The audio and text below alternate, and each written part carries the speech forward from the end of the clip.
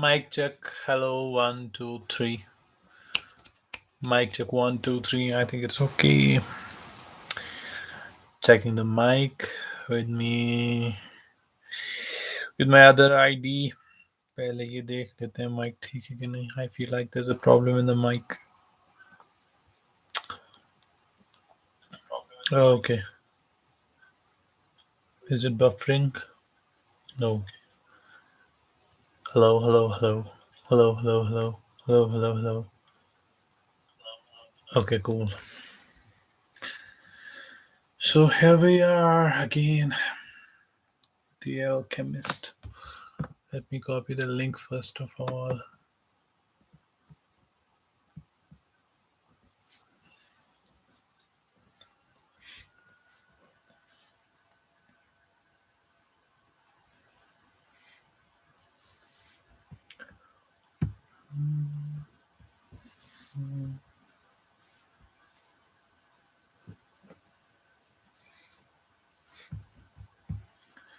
Oh, how to do this first.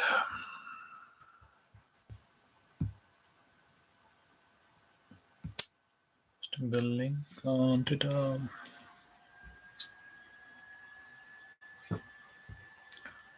Okay.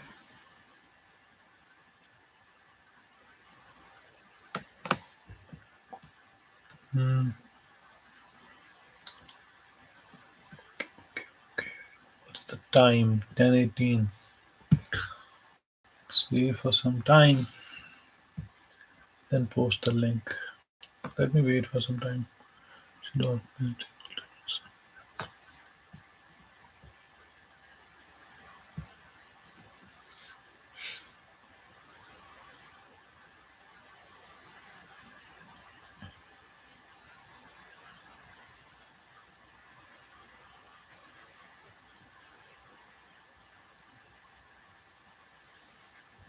Okay.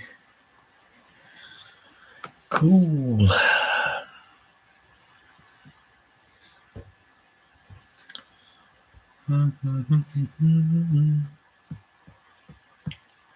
Let me wait for some time. Then let me post it. थोड़ा सा सब्र कर लेते हैं.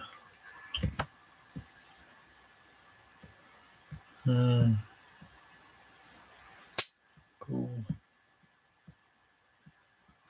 It's too early. 10:20.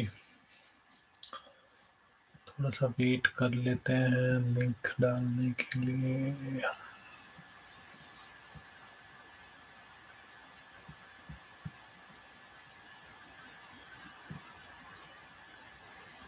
Is it buffering? Yes, I think so. It's buffering. No, no, going good. चलते हैं.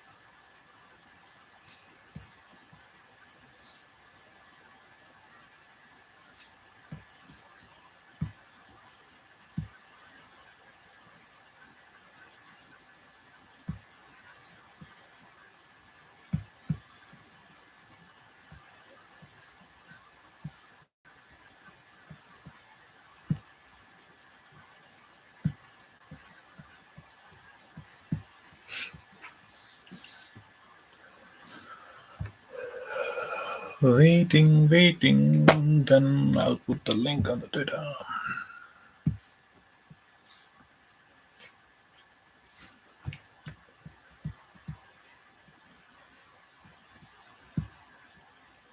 Hello, hello, hello. Hello, hello, hello. Am I audible? Yep. It's going good. ठीक है. Continuing with Alchemist. ये बेकार book है. Why I started it.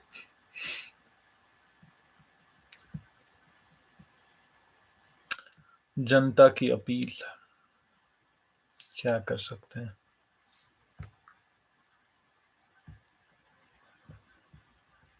Okay, finally.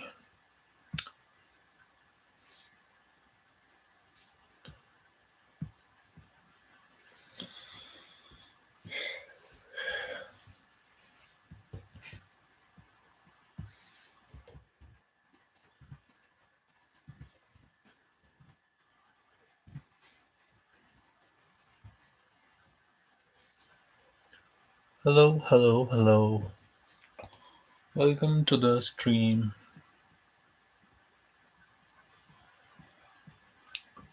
हमें यहाँ कोई सुनने भी आया है क्या? Okay, we have Ainan. Walaikum assalam, Ainan. How are you? We have Shah Kashmiri here. Welcome to the stream, Shah Kashmiri. We are continuing with our reading of the book of Alchemist. कितनी बेकार book है. कोई बात नहीं, फिर भी हमें पढ़ना पड़ेगा. Okay, okay, okay, okay. Cool. So I am just now copying the link of this stream. Walaikum assalam, Mudassir. How are you? And posting it on Twitter. देखते हैं. When will they arrive? थोड़ा सा wait करते हैं, उसके बाद will start with our stream. वैसे मेरा मोहतरम लैपटॉप जो है हैंग हो चुका है already. I am not able to serve. ये तो बिल्कुल बेकार बैठ गया एकदम. बिल्कुल भी काम नहीं कर रहा. Really sorry guys. अब मैं लिंक कैसे कर दूं पेस्ट.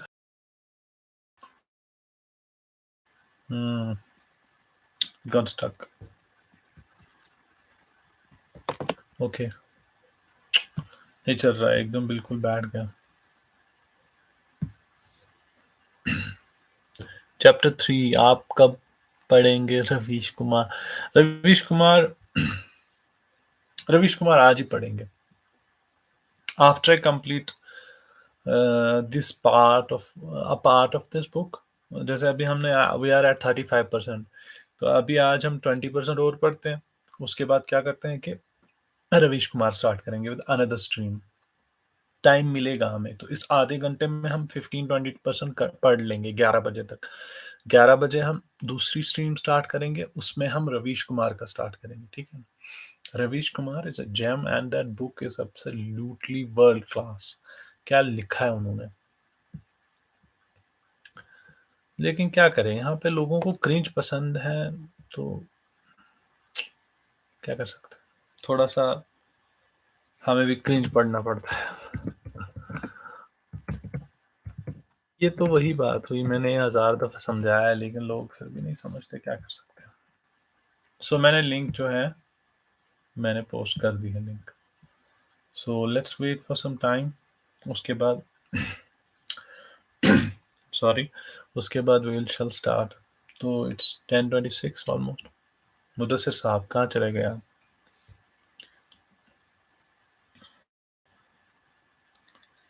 तब तक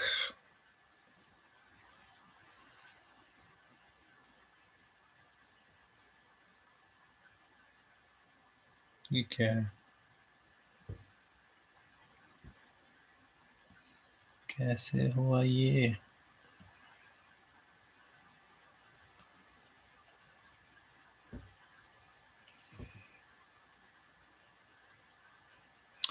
ओके, शैल वी स्टार्ट. वालेकुम अस्सलाम, वालेकुम अस्सलाम. सारे नहीं आ रहे आजकल. बहुत सारे लिसनर्स हैं जो बिल्कुल यहाँ से चले गए. शिवांग, अंकिता, कुछ ऐसे ऐसे नाम थे. मैंने जवाब दिया. मैंने जवाब दिया था. कुछ हो गया होगा, बफरिंग हो गई होगी. मैंने जवाब दिया था आपकी सलाम का, बिल्कुल जवाब दिया था मैंने.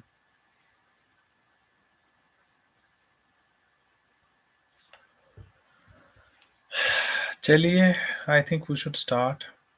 कितना ही वेट करें हम, 10:30 तक करते हैं. और 3 मिनट. That's it.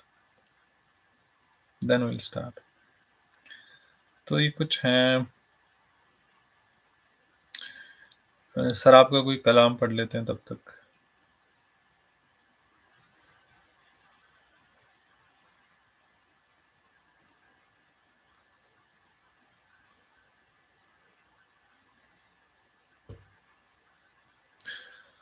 बन जाते हैं बर्बाद होते हैं.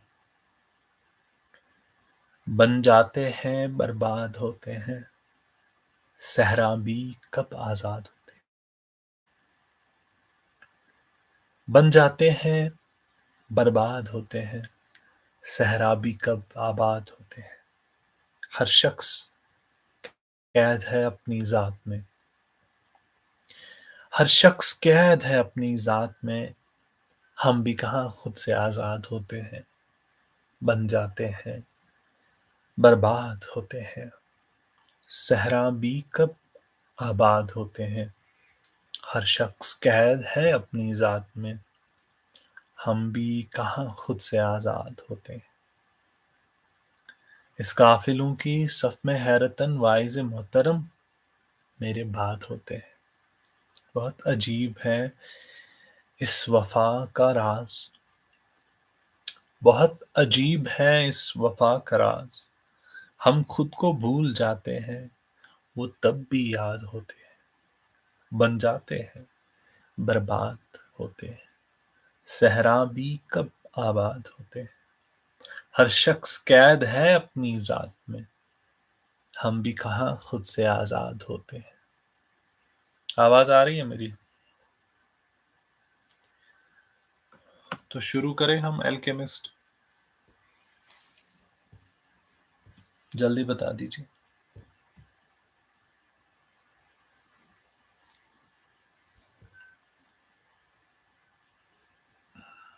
ओके ठीक है. मैं शुरू करने जा रहा हूँ. ठीक है. 10:30 हो गए.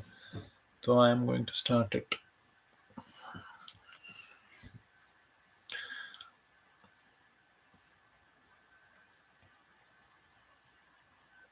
मैं पीछे वाले पैराग्राफ से स्टार्ट करने जा रहा हूँ.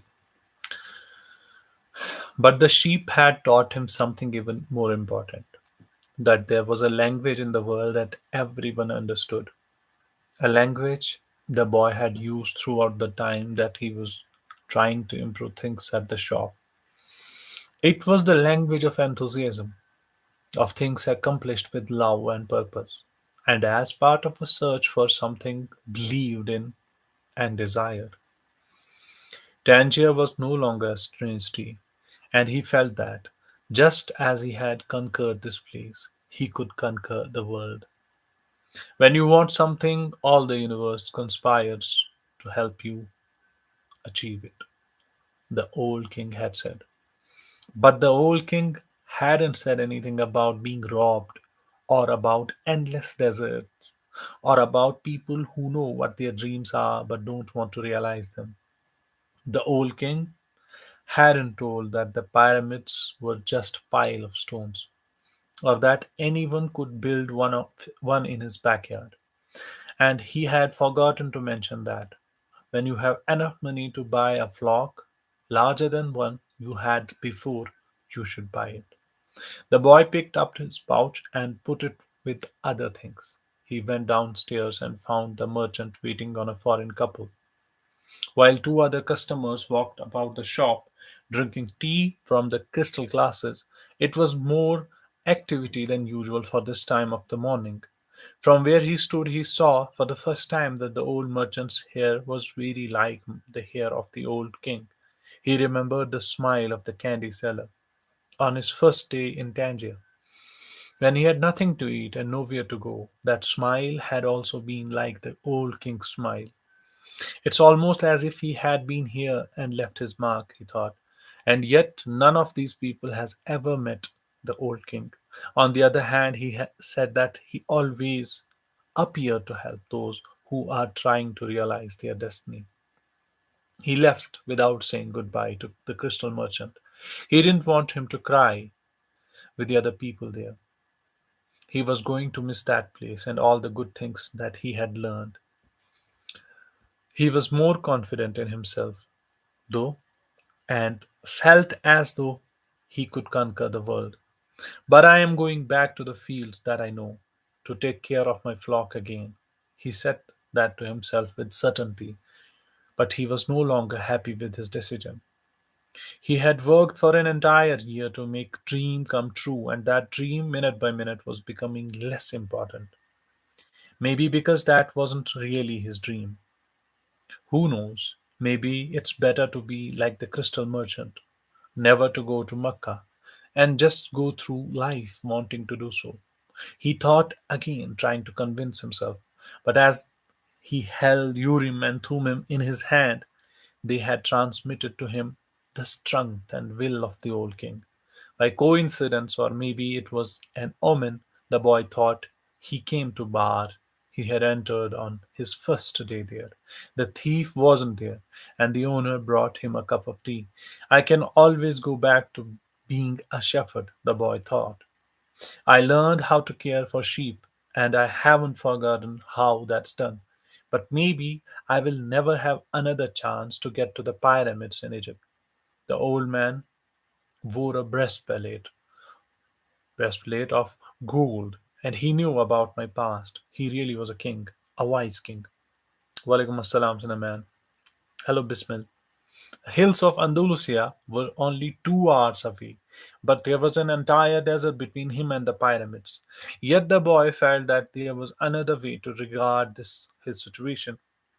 He was actually 2 hours close to his treasure.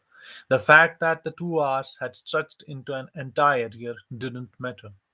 I know why I want to get back to my flock, he thought. I understand sheep. They are no longer a problem, and they can be good friends. On the other hand, I don't know if the desert can be a friend, and it's in the desert that I have to search for my treasure. If I don't find it, I can always go home. I finally have enough money and all the time I need. Why not? He suddenly felt tremendously happy.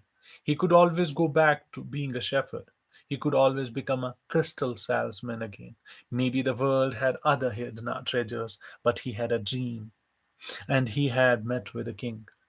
That doesn't happen to just anyone. He was planning as he left the bar. He had remembered that one of the crystal merchant suppliers transported his crystal by means of caravans that crossed the desert. He held Urim and Thummim in his hand. Because of these two stones, he was once again on the way to treasure. I am always nearby when someone wants to realize their destiny. The king had told him. What could it cost to go over to the supplier's warehouse and find out if the pyramids were really that far away? The Englishman was sitting on the bench in a structure that smelled of animals, sweat, and dust. It was part of warehouse, part coral. I never thought I would end up in a place like this, he thought, as he leafed through the normal pages of a chemical journal. 10 years at the university, and here I am in a coral. But he had to move on. He believed in omens. All his life and all his studies were aimed at finding the one true language of the universe. First, he had studied Esperanto, then the world's religions, and now it was alchemy. He knew how to speak Esperanto. He understood all the major religions well, but he wasn't yet an alchemist. He had unraveled the truths behind important questions, but his studies had taken him to a point beyond which he could not seem to go. He had tried in vain to establish a relationship with an alchemist, but the alchemists were strange people who thought only about themselves and almost always refused to help him. Who knows? Maybe they had failed to discover the secret of the masterwork, the philosopher's stone, and for this reason kept their knowledge to themselves. He had already spent much of the fortune left to him by his father, fruitlessly seeking the philosopher's stone. He had spent enormous amount of time at the great libraries of the world and had purchased all the rarest and most important volumes on alchemy. In one, He had read that many years ago. A famous Arabian alchemist had visited Europe. It was said that he was more than 200 years old and that he had discovered the philosopher's stone and the elixir of life. The Englishman had been profoundly impressed by the story, but he would never thought it more than just a myth. Had not a friend of his returning from an archaeological expedition in the desert told him about an Arab that was possessed of exceptional powers. He lives at the Al Fayoum oasis, his friend had said, and people say that he is 200 years old and is able to transform any metal into gold. The Englishman could not contain his excitement. He cancelled all his commitments and pulled together the most important of his books, and now here he was, staying inside a dusty, smelly warehouse. Outside, a huge caravan was being prepared for crossing of the Sahara, and he scheduled and was scheduled to pass through Al Fayoum. I am going to find that damned alchemist, the Englishman thought, and the door of the animals became a bit more tolerable. A young Arab, also loaded down with baggage, entered and greeted the Englishman. Where are you bound? Asked the young Arab. I am going into the desert, the man answered. Turning back to his reading, he didn't want any conversation at that point. What he needed to do was review all he had learned over the years, because the alchemist would suddenly put him to the test. The young Arab took out a book and began to read. The book was written in Spanish. That's good, thought the Englishman. He spoke Spanish better than the Arabic, and if this boy was going to Al Fayoum, there would be someone to talk to when there were no other important things to do. That's strange, said the boy, as he tried once again to read the burial scene that began the book. I have been trying for 2 years to read this book, and I never get past these few pages. Even without a king to provide an interruption, he was unable to concentrate. He still had some doubts about the decision he had made, but he was able to understand one thing. Making a decision was only the beginning of the things. When someone makes a decision, he is really diving into a strong current that will carry him to places that he had never dreamed of when he first made the decision. When I decided to seek out my treasure, I never imagined I would wind up working in a crystal shop, he thought, and joining this caravan may have been my decision, but where it goes is going to be a mystery to me. Nearby was the Englishman, reading a book. He seemed unfriendly and had looked irritated when the boy had entered. They might even become friends, but the Englishman closed off the conversation. The boy closed his book. He felt that he didn't want to do anything that might make him look like the Englishman. He took Urim and Thummim from his pocket and began playing with them. The stranger shouted, Urim and Thummim. In a flash, the boy put them back in his pocket. They are not for sale, he said.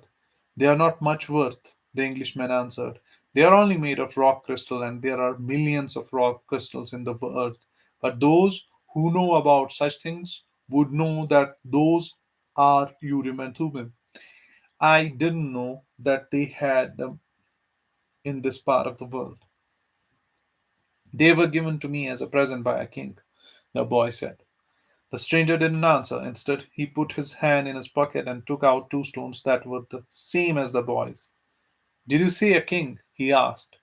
I guess you don't believe that a king would talk to someone like me, a shepherd, he said, wanting to end the conversation. Not at all. It was shepherds who were the first to recognize a king the rest of the world refused to acknowledge. That the rest of the world refused to acknowledge. So it's not surprising that kings would talk to shepherds. And he went on, fearing that the boy wouldn't understand that he was talking about. It's in the Bible, the same book that taught me about Urim and Thummim. These stories were the only form of divination permitted by God. The priests carried them in a golden breastplate. The boy was suddenly happy to be there at the warehouse. Maybe this is an omen, said the Englishman half aloud. Who told you about the omens? The boy's interest was increasing by the moment. Everything in life is an omen, said the Englishman. now closing the journal he was reading. There's a universal language, understood by everybody, but already forgotten. I am in search of that universal language among other things. That's why I am here. I have to find a man who knows the universal language. An alchemist. The conversation was interrupted by the warehouse boss. You're in luck, you two, the fat Arab said. There's a caravan leaving today for Al Fayoum. But I am going to Egypt, the boy said.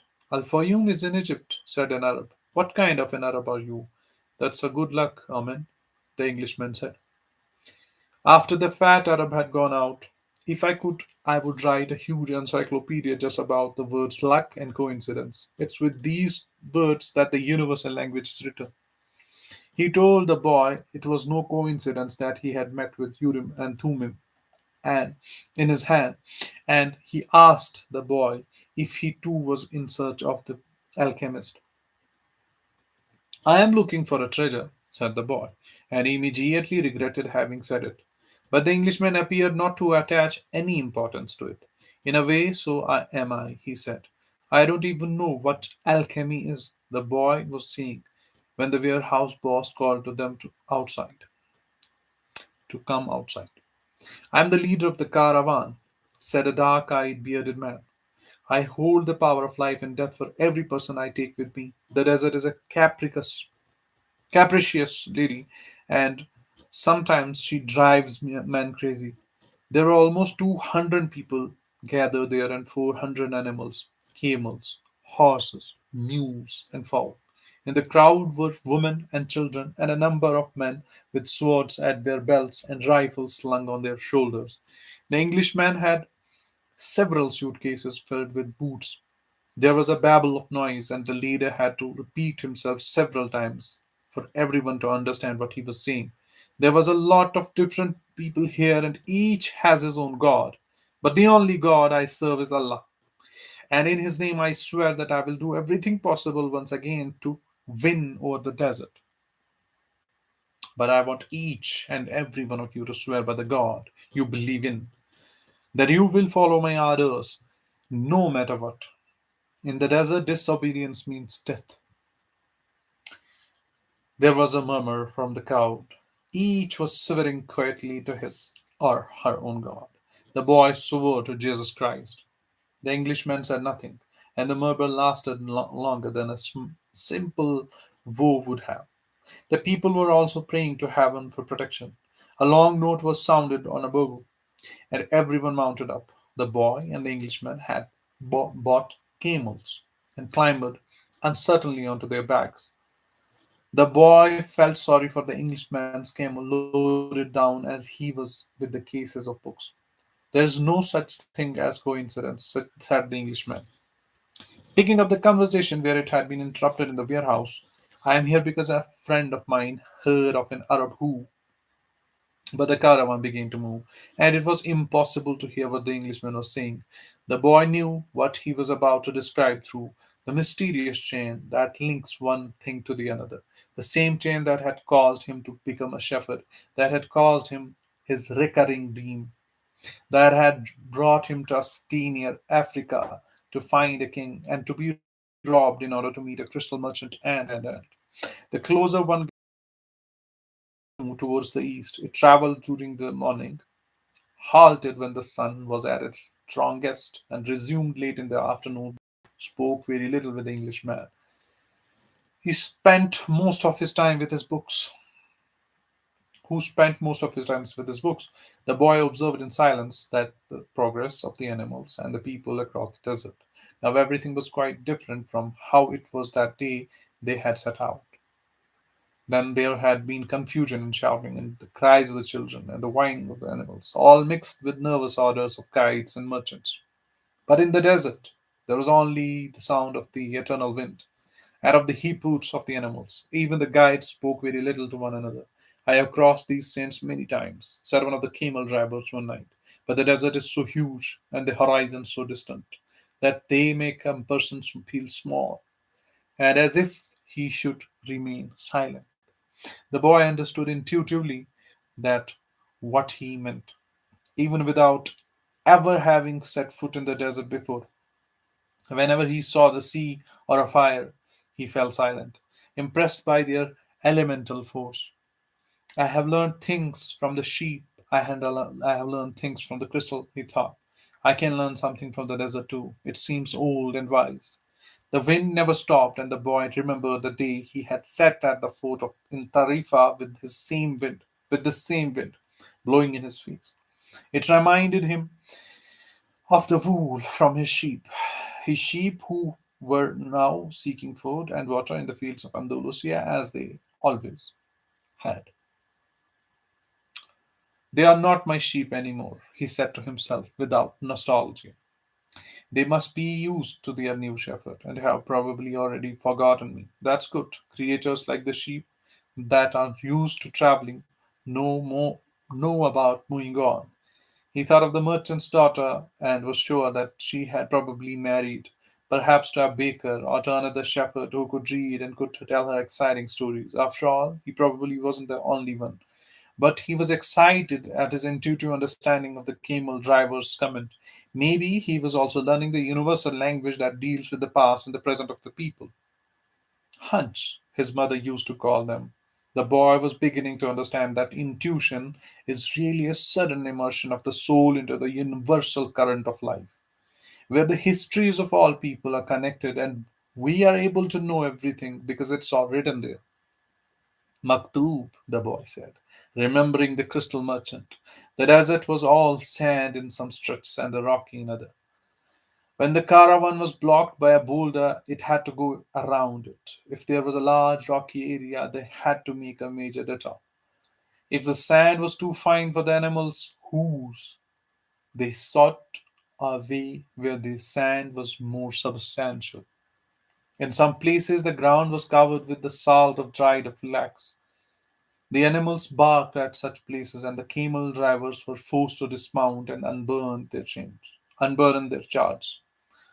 The drivers carried the freight themselves over such treacherous footing and then reloaded the camels. If a guide were if a guide were to fall ill or die, the camel drivers would draw lots and appoint a new one. But all this happened for one basic reason. No matter how many detours and adjustments it had made, the caravan moved towards the same compass point. Once obstacles were overcome, it returned to its course, sighting on a star that indicated the location of an oasis. When the people saw that star shining in the morning sky, they knew they were on the right course towards the water, palm, trees, shelter, and other people. It was only the Englishman who was unaware of all of this. He was for the most part immersed in the reading of the book. The boy too had his book, and he had tried to read it during the first few days of the journey. But he found it much more interesting to observe the caravan and listen to the wind. As soon as he had learned to know his camel better and to establish a relationship with him, he threw the book away. Although the boy had developed a superstition that each time he opened the book he would learn something important, he decided it was an unnecessary burden. He became friendly with the camel driver and who traveled alongside with him. At night, as they sat near around the fire, the boy related to the driver his adventures as a shepherd. During one of these conversations, the driver told him of his life. I used to live near Al Karim, he said. I had my orchard, my children, and a life that would change not at all until I died. Once year, when the crop was the best ever, we all went to Mecca, and I satisfied the only unmet obligation in my life. I could die happily, and that made me feel good. One day the earth began to tremble, and Nile overflowed its banks. It was something that I thought could happen only to others, never to me. My neighbors feared that they would lose all their olive trees in the flood, and my wife was afraid that we would lose our children. I thought that everything I owned would be destroyed. The land was ruined, and I had to find some other way to earn a living. So now I am a camel driver. But that disaster taught me to understand the word of Allah. People need not fear the unknown if they are capable of achieving what they need and want. We are afraid of losing what we have, whether it's our life, our possessions, and property. But this fear evaporates when we understand that our life stories and the history of the world were written by the same hand. Sometimes their caravan met with another. One always had something that the other needed, as if everything were indeed written by one hand. As they sat around, as they sat around the fire, the camel drivers exchanged information about windstorms and told stories about the desert. At other times, mysterious hooded men would appear. They were Bedouins who did the surveillance along the caravan route. They provide warnings about the thieves and the barbarian tribes.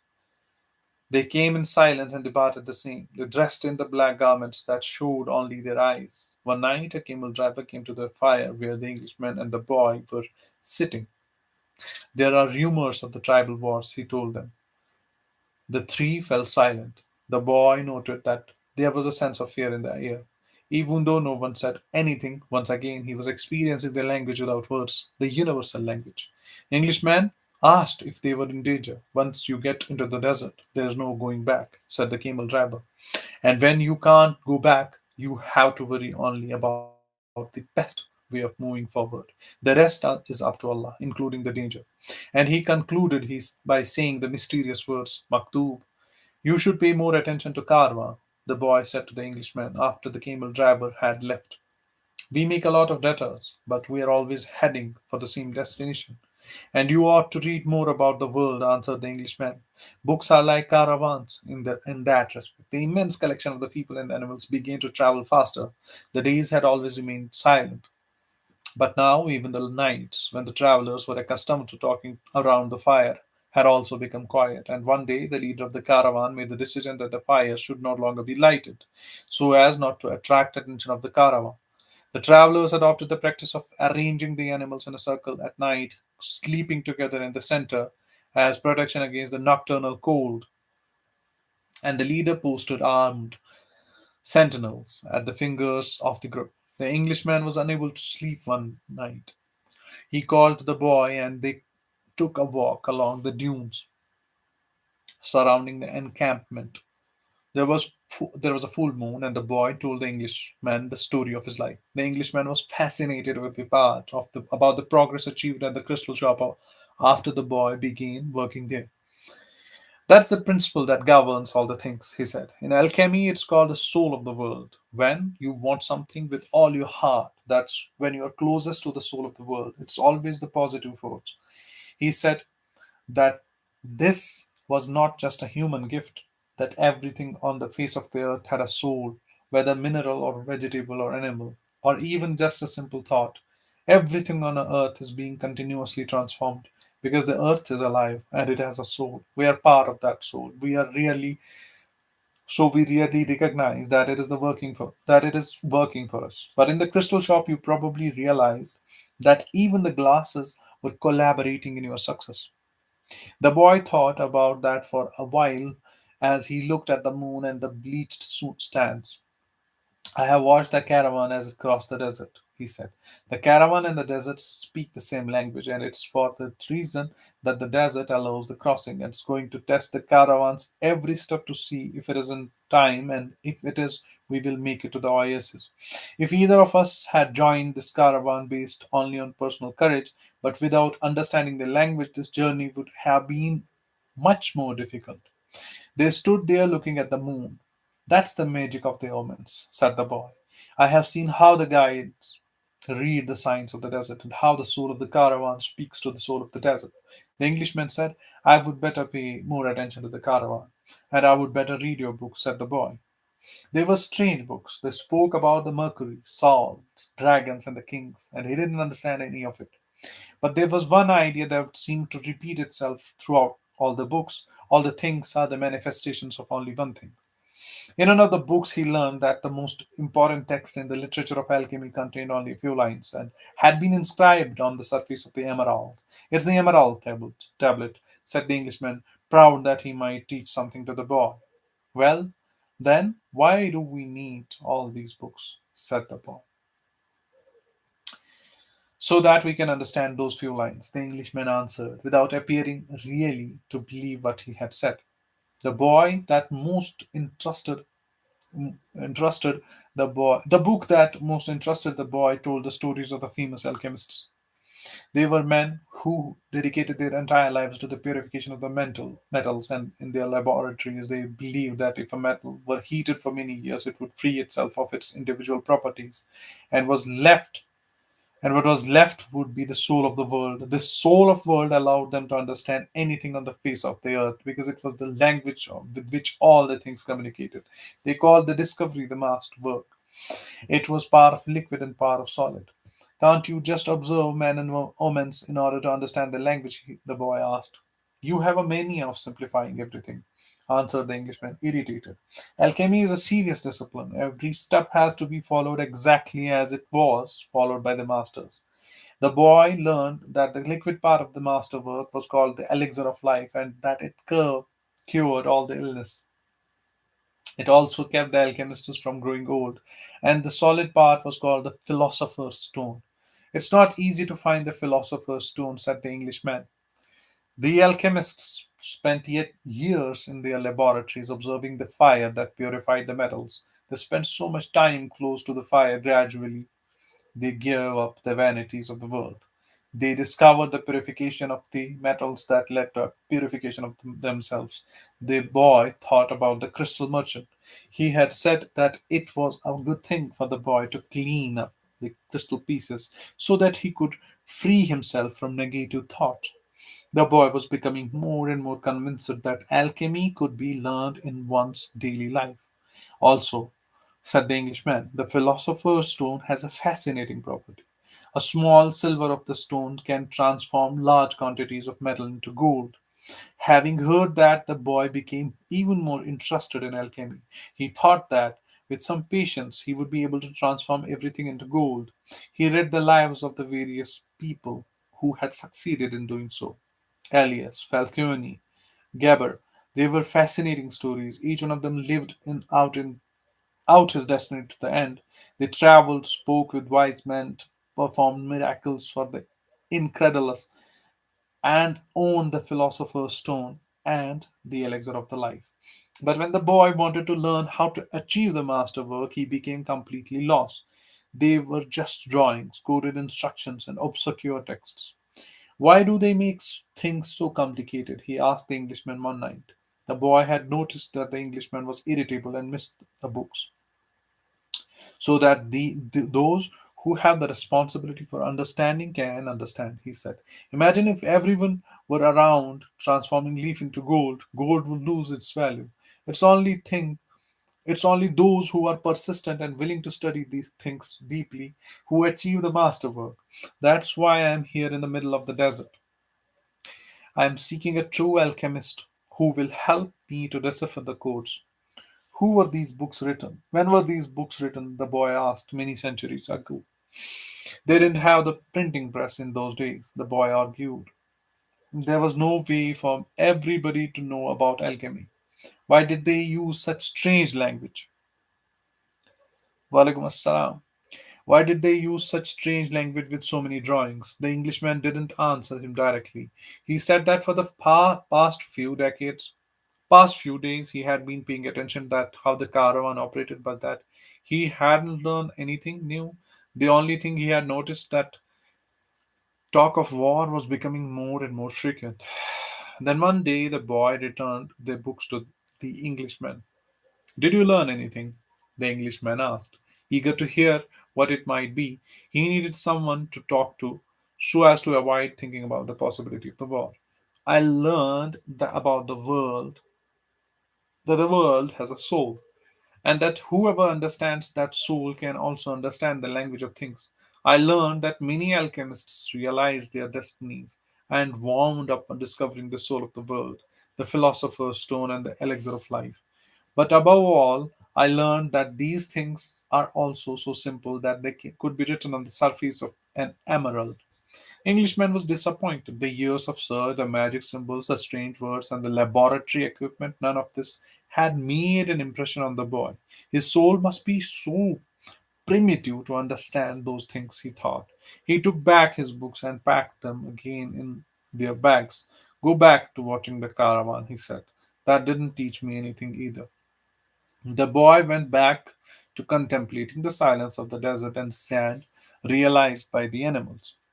Everyone, everyone has his or her way of knowing or learning things, he said to himself. His way isn't the same as mine, nor mine as his. But we are both in search of our destinies, and I respect him for that. I think this is more than enough. Okay, we have finished 50% of the book. जैसा कि मैंने कहा था आज हम करेंगे आधे घंटे के लिए. Okay, we have finished half of the book. So अब आप क्या चाहते हो? Where should we go now?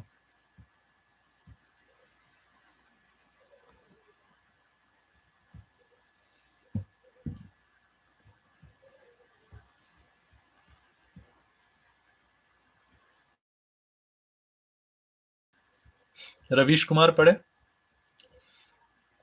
बता दीजिए जल्दी जल्दी.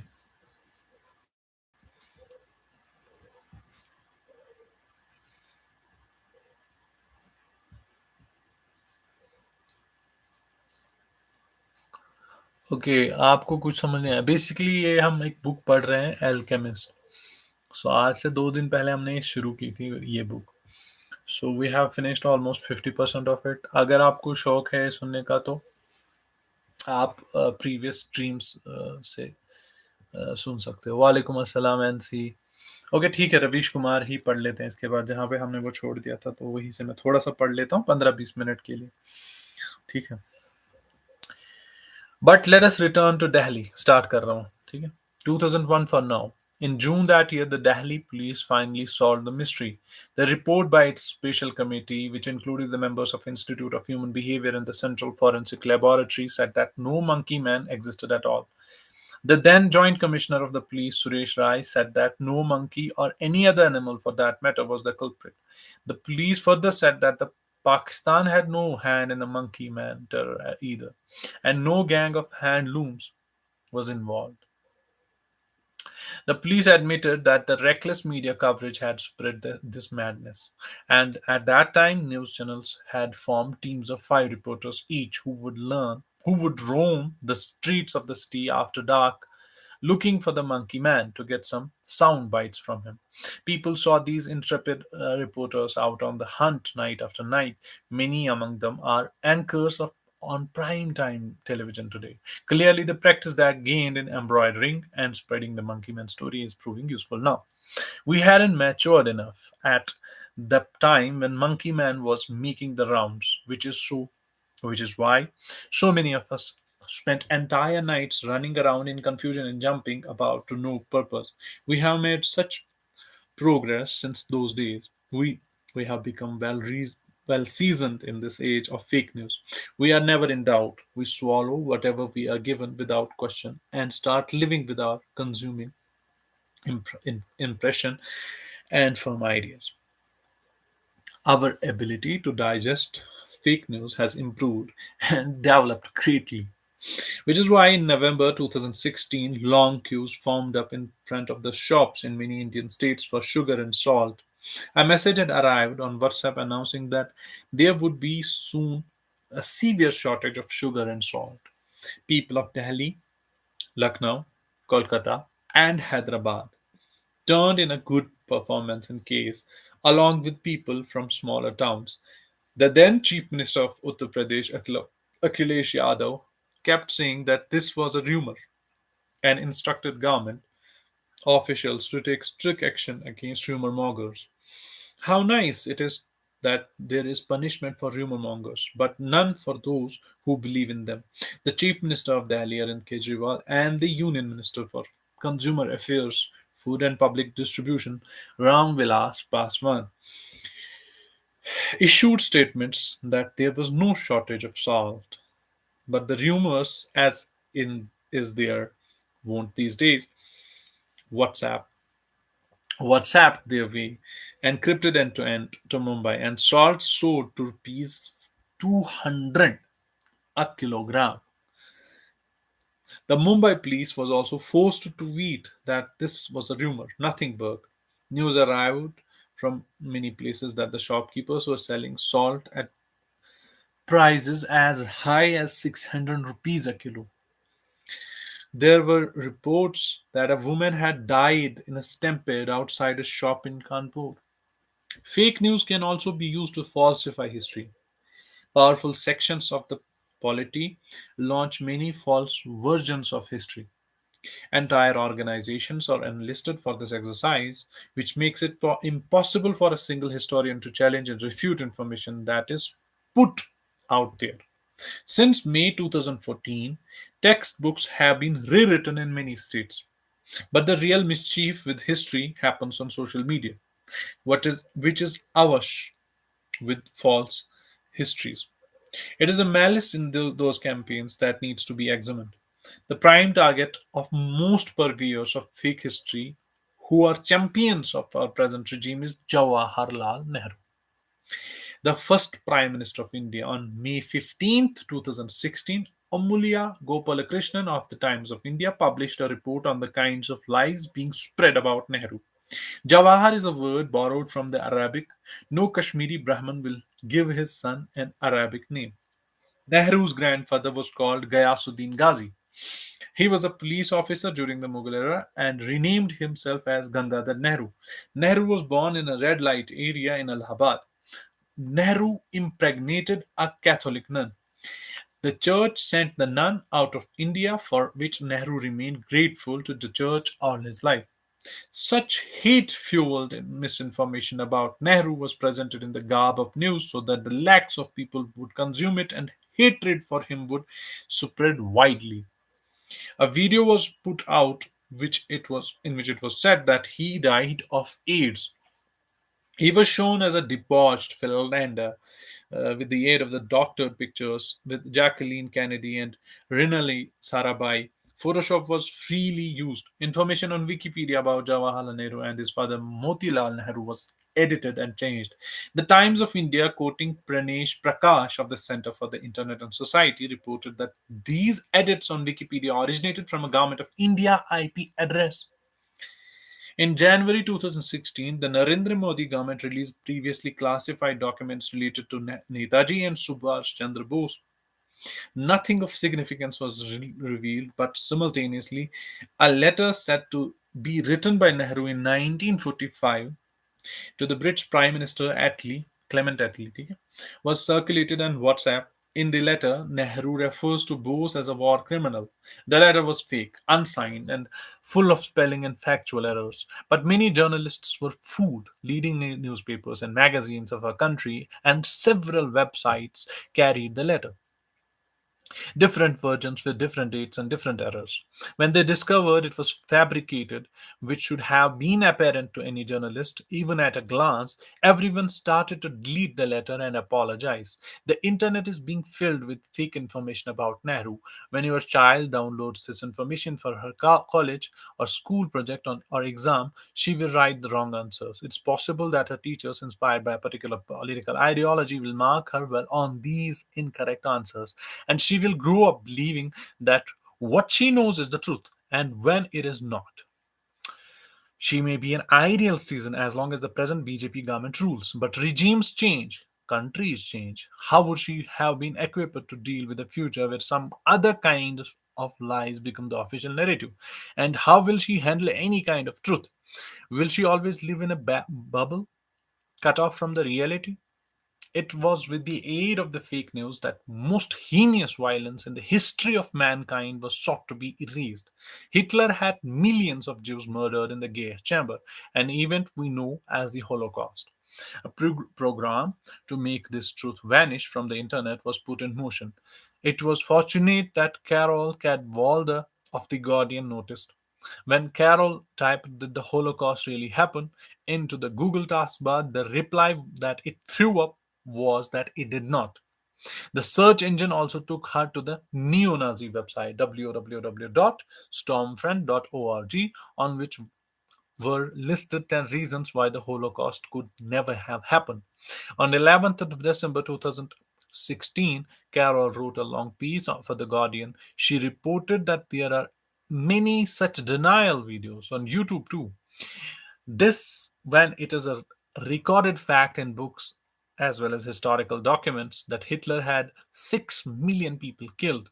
Till at least 2013, some survivors of Nazi concentration camps were still alive. After Carroll raised these questions, Google did make amendments, but think of how many historical facts must have been similarly changed. How much history is likely being erased, even as you read this, just as it is being transformed with the aid of TV channels which play before our eyes every day. Here's another interesting fact. Tom Riley of the Sun Chronicle wrote in an editorial on 29th of June 2017 that even a massive news organizations like the Associated Press has fallen victim to fake news. This is an organization that is 171 years old and has 243 news bureaus in 120 countries, over 1700 newspapers, and 5,000 TV and radio networks around the world source news from it. Associated Press had accepted that some of the news it put out in the recent times was fake. It was now started news feature called Not Real News. It has now started a news feature called Not Real News. This feature will reveal the truth about those nuggets of false news which go viral on Twitter and other platforms. But this is like cleaning a large lake with a small strainer. Rumor Rumors and fake news have always been the preferred weapons of fascists and majoritarian. Fundamental Fundamentalists in democracy, by inciting mobs to fulfill their agenda, they use democracy to subvert and destroy democracy itself. Their perverse logic is this: if democracy is the will of majority, is not a mob the majority? And which political party can afford to criticize democracy? They also know that a mob cannot be named or arrested, tried, or convicted. So murder and intimidation can carry on unchecked. The web of lies that motivated the twisting of the facts, the building of the false narratives, none of this happens overnight. It is done over months and years and on a large scale. It begins at the top in the corridors of power. The results are seen in the streets after months of malicious propaganda about cow slaughter. A man was pulled out of his house and lynched by a mob of several hundred people, many of whom had been his neighbors for years.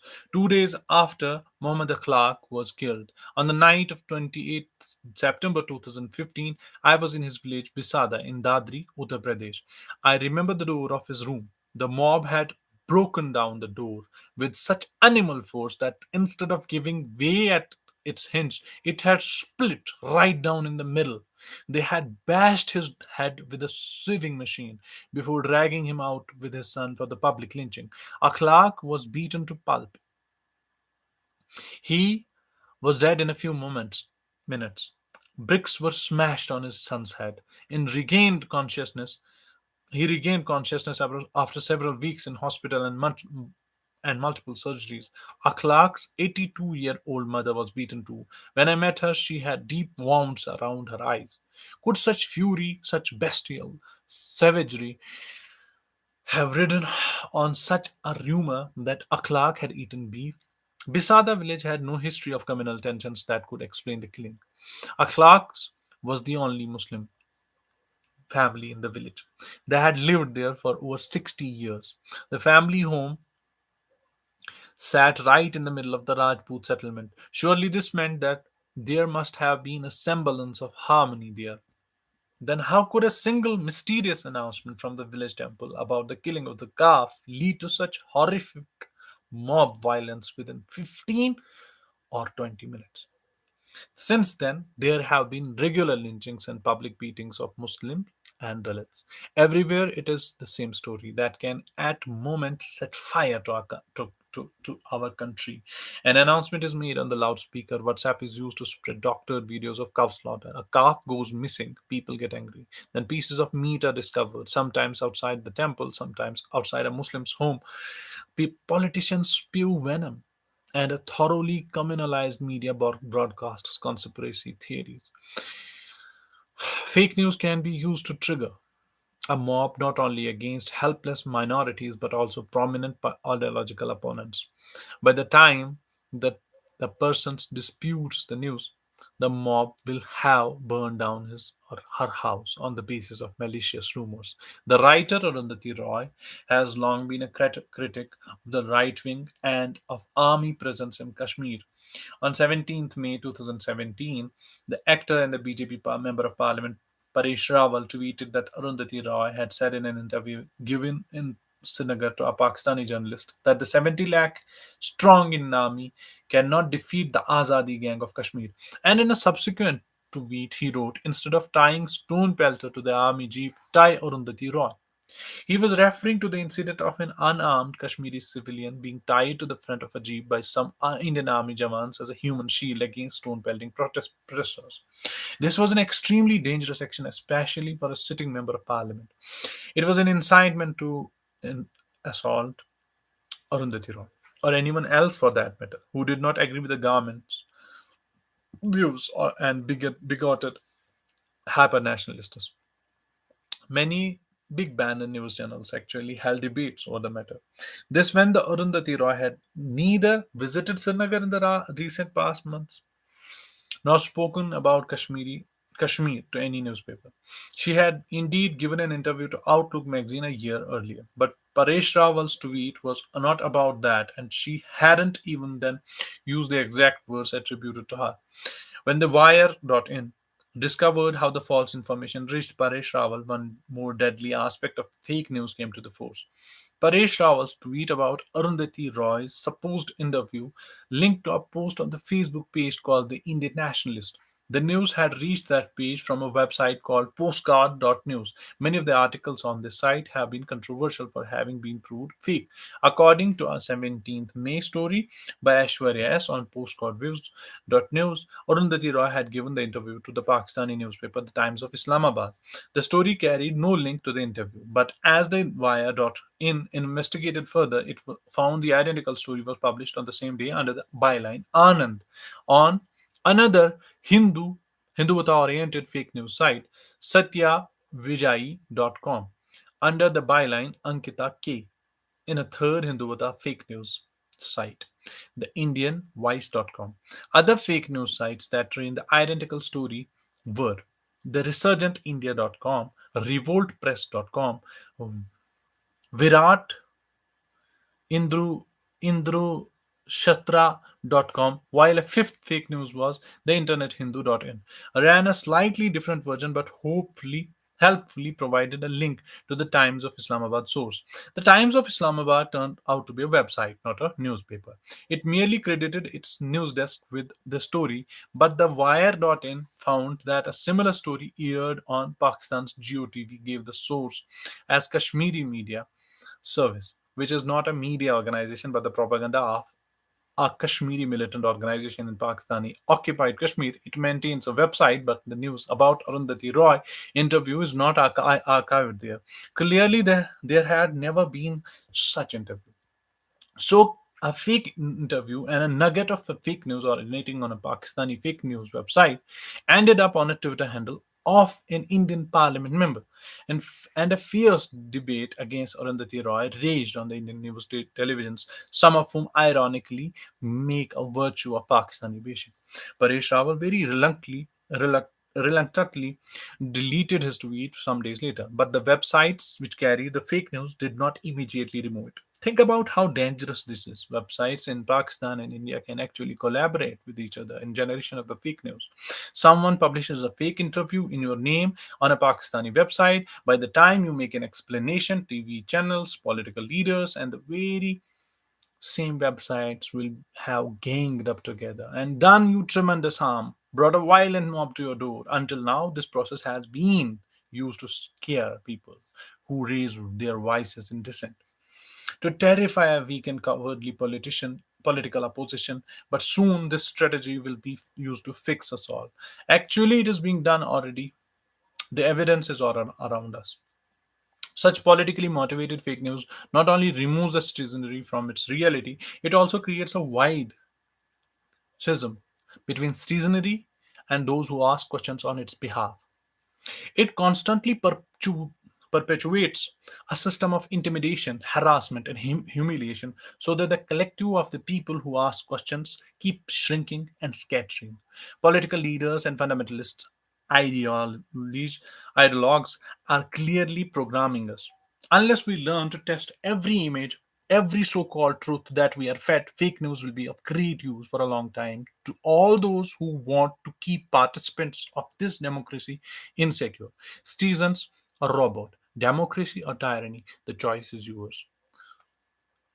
The national project for installing fear. This is instilling fear. This is the another topic. I think we have 8 more minutes. हम पढ़ेंगे. In 2017, in just a span of a few months, we journalists were forced to gather twice to condemn the violence against colleagues. I based this essay on two speeches I gave in outrage and in grief. One after Basit Malik was beaten up by a mob in Delhi, and other after Gauri Lankesh was murdered in Bangalore.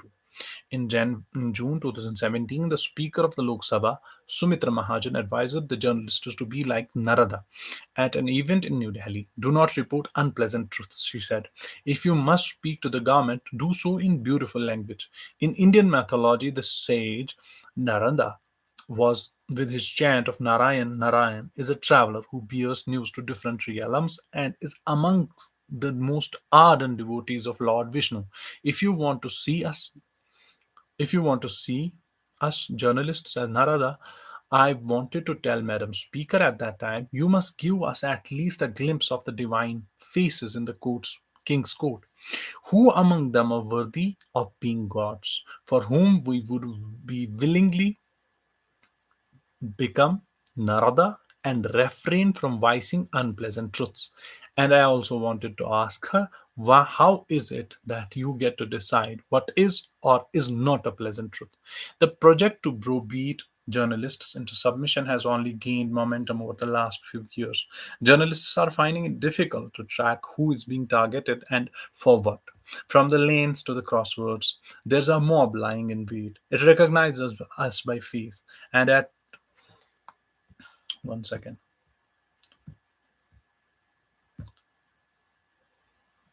Okay. From the lanes to the crossroads, there's a mob lying in wait. It recognizes us by face, and and at the least sign that anyone is doing her or his job as a journalist, the mob first looks at that person with suspicion and then attacks. On 9th June 2017, Basit Malik, a reporter from Caravan magazine, was set upon by a mob after his name identified him as Muslim, while on assignment at Sonia Vihar in Delhi and handed over to the police, who were told that he was a Pakistani and had been caught up without papers. He has written about the ordeal in the caravan. There is one man in Bassett's terrifying account who stands out above everyone else. A lawyer. This presence in his in an this presence is an unmistakable one is most incidents one in most incidents of mob violence nowadays. I think we should stop there. मैं थक गया. To be very true. यही पे रुकते हैं.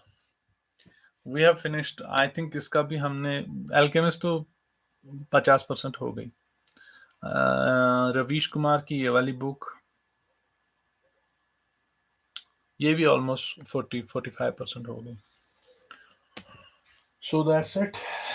दोनों books का कल हम फिर से एल्केमिस्ट स्टार्ट करेंगे. I think it will take us around 2 days Alchemist को खत्म करने के लिए.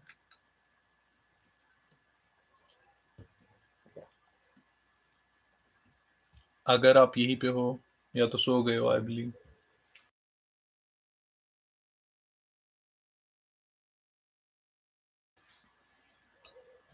आप लोग यहीं पे हो या सो गए हो? ओके. एनसी David is saying take care everyone, अल्लाह हाफिज. 11:30 हो गए. एक पोएम रूमी की पढ़ेंगे, उसके बाद we will end it.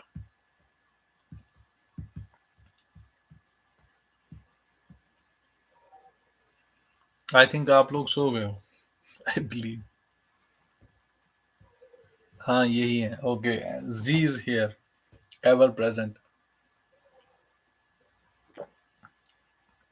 I believe Ainan is here. Sinner Man is also here perhaps. एक पोएम रूमी की कंटिन्यू करेंगे, जैसे हमने रूमी की पोएम्स पढ़ी अभी तक, उसी से और एक पोएम पढ़ेंगे.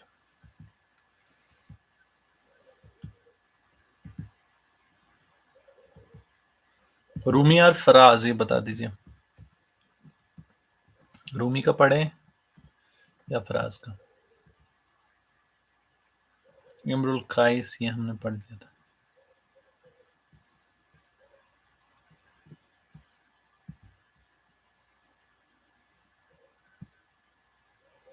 रूमी, ओके, हाँ हाँ, ठीक है. रूमी रूमी ये पढ़ लिया था हमने.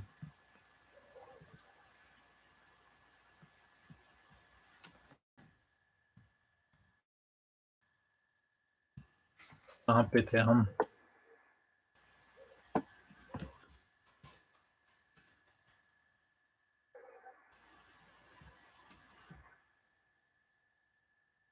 ये वाली पढ़ते हैं. मैंने रैंडमली ऐसे निकाली है पोएम, ठीक है. देखता हूँ कितनी बड़ी. ज्यादा बड़ी नहीं है.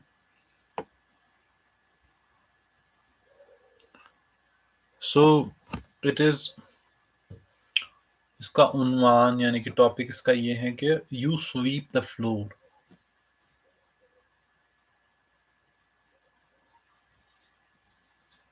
Okay.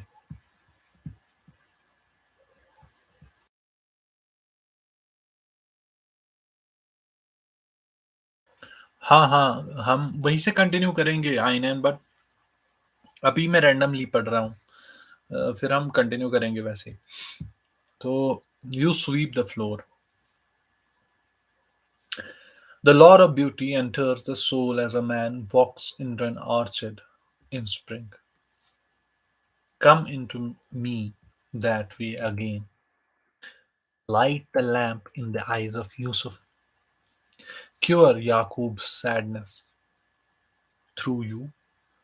Though you never left, come and sit down here and ask, why are you so confused? Like a fresh idea in an artist's mind, you fashion things before they come into being. You sweep the floor like the man who keeps the doorway. When you brush a form clean, it becomes what it truly is. You guard your silence perfectly, like a water bag that doesn't leak. You live where Shams lives, because your heart donkey was strong enough to take you there. Each night, each note, Urike, advice doesn't help lovers. They are not the kind of mountain stream you can build a dam across. An intellectual doesn't know what the drunk is feeling. Don't try to figure what those lost inside love will do next. Someone in charge would give up all his powers if he caught one whiff of the wine must from the room where the lovers are doing who knows that. One of them tries to dig a hole through a mountain, one flees from the academic honors, one laughs at my famous mistakes. Life freezes if it doesn't get a taste of this almond cake. The stars come up spinning every night, bewildered in love. They would grow tired with that revolving if they weren't. They would say, how long do we have to do this? God picks up the reed flute, whirl, and blows. Each note is a need coming through one of us, a passion, a longing pair. Remember the lips where the wind breath originated, and let your note be clear. Don't try to end it. Be your note. I will show you how it's enough. Go up on the roof at night in the sea of the soul. Let everyone climb on their roofs and sing their notes. Sing loud.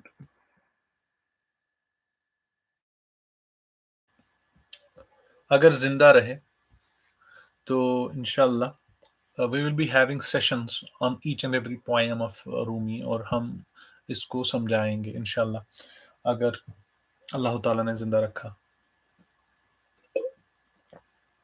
तो अगर अभी मैं explain करने बैठूं तो ना हम alchemist पढ़ पाएंगे ना बाकी चीजें कर पाएंगे, because I believe in the past history जो हमने स्ट्रीम्स की हैं उसमें कुछ ऐसी स्ट्रीम्स थी جہاں میں نے رومی کو سمجھانے کی کوشش کی.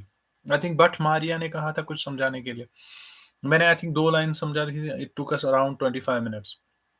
تو اگر سمجھانے بیٹھے تو اٹ وڈ بی اراؤنڈ مطلب بہت ٹائم لگے گا. تو اس کے لیے ہم ڈفرینٹ سیشنز کریں گے. اور جیسے کہ جتنی زیادہ گروتھ بڑھے گی اکارڈنگلی میں بھی زیادہ انٹرسٹ میرا بھی زیادہ بڑھ جائے گا اس میں. ابھی اگر میں انرجی زیادہ لگا دوں تو میں بھی آگے جا کے میں اسٹریمس ہی نہ کروں کیونکہ اس میں بڑی انرجی لگتی ہے. Is that enough for today? کل ہم پھر سے الکیمسٹ اٹھائیں گے. آئی تھنک اگر کل موقع ملا تو 1.5 گھنٹے کا سیشن کر کے الکیمسٹ کو ٹاٹا بائی بائی کریں گے کیونکہ اب رہ گیا وہاں کا 50%. ٹھیک ہے نا؟ Is it okay? تو کچھ کلام پڑھ کے نکلتے ہیں یہاں سے.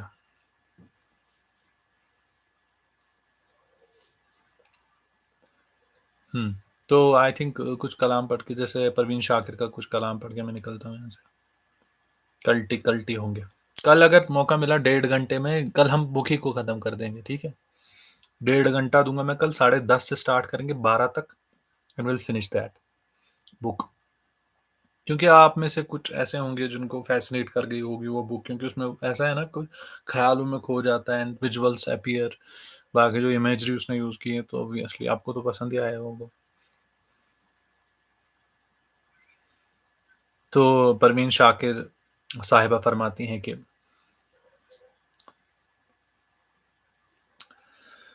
عکس خوشبو ہوں بکھرنے سے نہ روکے کوئی. عکس خوشبو ہوں بکھرنے سے نہ روکے کوئی. اور بکھر جاؤں تو مجھ کو نہ سمیٹے کوئی. کانپ اٹھتی ہوں میں سوچ کے تنہائی میں. کانپ اٹھتی ہوں میں یہ سوچ کے تنہائی میں. میرے چہرے پہ تیرا نام نہ پڑھ لے کوئی. عکس خوشبو ہوں بکھرنے سے نہ روکے کوئی. اور بکھر جاؤں تو مجھ کو نہ سمیٹے کوئی. کانپ اٹھتی ہوں میں یہ سوچ کے تنہائی میں. میرے چہرے پہ تیرا نام نہ پڑھ لے کوئی. جس طرح خواب میرے ہو گئے ریزہ ریزہ. جس طرح خواب میرے ہو گئے ریزہ ریزہ. اس طرح سے نہ کبھی ٹوٹ کے بکھرے کوئی. عکس خوشبو ہوں بکھرنے سے نہ روکے کوئی.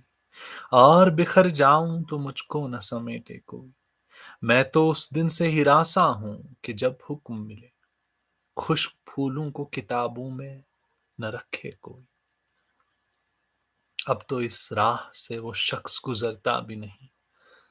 اب تو اس راہ سے وہ شخص گزرتا بھی نہیں. اب کس امید پہ دروازے سے جھانکے کوئی. عکس خوشبو ہوں بکھرنے سے نہ روکے کوئی. اور بکھر جاؤں تو مجھ کو نہ سمیٹے کوئی. کانپ اٹھتی ہوں میں یہ سوچ کے تنہائی میں. میرے چہرے پہ تیرا نام نہ پڑھ لے کوئی. جس طرح خواب میرے ہو گئے ریزہ ریزہ.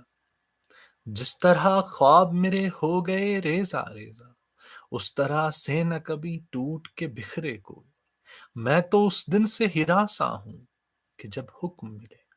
خشک پھولوں کو کتابوں میں نہ رکھے کوئی. اب تو اس راہ سے وہ شخص گزرتا بھی نہیں. اب کس امید پہ دروازے سے جھانکے کوئی. کوئی آہٹ کوئی آواز کوئی چاپ نہیں. کوئی آہٹ کوئی آواز کوئی چاپ نہیں. دل کی گلیاں بڑی سنسان ہے آئے کوئی. فرماتی ہیں کہ کچھ تو ہوا بھی سرد تھی کچھ تھا تیرا خیال بھی. کچھ تو ہوا بھی سرد تھی کچھ تھا تیرا خیال بھی. دل کو خوشی کے ساتھ ساتھ ہوتا رہا ملال بھی. کچھ تو ہوا بھی سرد تھی کچھ تھا تیرا خیال بھی. دل کو خوشی کے ساتھ ساتھ ہوتا رہا ملال بھی. بات وہ آدھی رات کی رات وہ پورے چاند کی. چاند بھی عین چیت کا اس پہ تیرا جمال بھی. سب سے نظر بچا کے وہ مجھ کو کچھ ایسے دیکھتا. ایک دفعہ تو رک گئی گردش ماہ و سال بھی. دل تو چمک سکے گا کیا، پھر بھی تراش کے دیکھ لے، دل تو چمک سکے گا کیا، پھر بھی تراش کے دیکھ لیں، شیشہ گرانے کے ہاتھ کے شہر کا یہ کمال بھی، دل تو چمک سکے گا کیا، پھر بھی تراش کے دیکھ لیں، شیشہ گرانے شہر کے ہاتھ کا یہ کمال بھی، اس کو نہ پا سکے تھے جب، دل کا عجیب حال تھا، اب جو پلٹ کے دیکھیے بات تھی کچھ محال بھی، میری طلب تھا ایک شخص وہ جو نہیں ملا تو پھر، میری طلب تھا ایک شخص وہ جو نہیں ملا تو پھر، ہاتھ دعا سے یوں گرا بھول گیا سوال بھی، اس کی سخن ترازیاں میرے لیے بھی ڈال تھیں، اس کی ہنسی میں چھپ گیا اپنے غموں کا حال بھی، گاہ قریب شاہ رگ گاہ بعید وہم و خواب، اس کی رفاقتوں میں رات ہجر بھی تھا وصال بھی، اس کے ہی بازوں میں اور اس کو ہی سوچتے رہے، جسم کی خواہشوں پہ تھا روح کے اور جال بھی، شام کی نہ سمجھ ہوا پوچھ رہی ہے ایک پتا، شام کی نہ سمجھ ہوا پوچھ رہی ہے ایک پتا، موجے ہوائے کوے یار کچھ تو میرا خیال بھی، کچھ تو ہوا بھی سرد تھی کچھ تھا تیرا خیال بھی، دل کو خوشی کے ساتھ ساتھ ہوتا رہا ملال بھی۔ بنام فارحہ، ٹھیک ہے پڑھتے ہیں۔ پڑھنا کیا ہے اس میں، زبانی یاد ہے وہ کہ ساری باتیں بھول جانا فارحہ، ساری باتیں بھول جانا فارحہ، تھا وہ سب کچھ ایک فسانہ فارحہ، ساری باتیں بھول جانا فارحہ، تھا وہ سب کچھ ایک فسانہ فارحہ، ہاں محبت ایک دھوکا ہی تو تھی، ہاں محبت ایک دھوکا ہی تو تھی، اب کبھی دھوکا نہ کھانا فارحہ، چھیڑ دے گر کوئی میرا تذکرہ سن کے تنزن مسکرانا فارحہ، میری جو نظمیں تمہارے نام ہیں اب انہیں مت گنگنانا فارحہ، تھا فقط روحوں کے نالوں کی شکست وہ ترنم وہ ترانہ فارحہ، بحث کیا کرنا بلا حالات سے، ہارنا ہے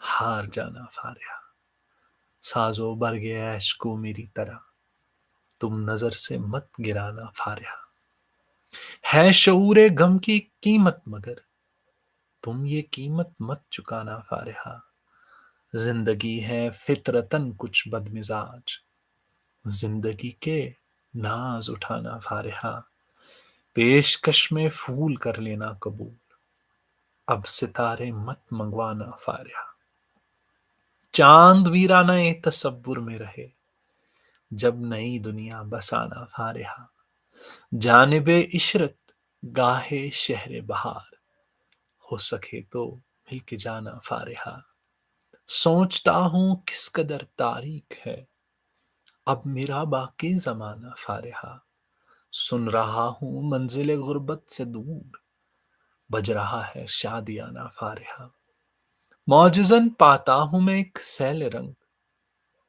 اب از کفستہ آشیانہ فارحہ، ہو مبارک رسم تقریب شباب برمراد خسروانہ فارحہ، سچ کے وہ کیسا لگا ہوگا جو تھا ایک خواب شاعرانہ فارحہ، سوچتا ہوں میں کہ مجھ کو چاہیے یہ خوشی دل سے منانا فارحہ، کیا ہوا گر زندگی کی راہ میں، کیا ہوا اگر زندگی کی راہ میں ہم نہیں ہیں شانہ بشانہ فارحہ، وقت شاید آپ اپنا جبر ہے اس پہ کیا تہمت لگانا فارحہ، زندگی ایک نقش بے نقاش ہے اس پہ کیا انگلی اٹھانا فارحہ، کاش ایک قانون ہوتا جو نہیں زخم اپنے کیا دکھانا فارحہ، کاش کچھ اقدار ہوتے جو نہیں پھر بلا دل کیا جلانا فارحہ، صرف ایک جلتی ہوئی ظلمت ہے نور تاب و تابش پر نہ جانا فارحہ، یہ جو سب کچھ ہے یہ شاید کچھ نہیں، روگ جی کو کیا لگانا فارغ، سیل ہے بس بے قرار لمحوں کے سیل، گر بے کرہانا فارحہ، ساری باتیں بھول جانا فارغ، تھا وہ سب کچھ ایک فسانہ فارحہ، ہاں محبت ایک دھوکہ ہی تو تھی، اب کبھی دھوکہ نہ کھانا فارحہ۔ چلیے ٹیک کیئر ایوری ون، کل ہم ملتے ہیں 1.5 گھنٹے کا، میں نے کہا 10:30 پہ آپ یہاں پہ ہونے چاہیے، 12 پہ ہم انشاءاللہ ہم ختم کریں گے۔ زاہدہ حنا کے لیے کچھ مختصر ارے زاہدہ حنا کے لیے تو بہت کچھ پڑھا ہے جان صاحب نے۔ چلیے ٹیک کیئر ایوری ون، کل ملتے ہیں، ہم کل فنش کریں گے اس کو، دی الکیمسٹ کو۔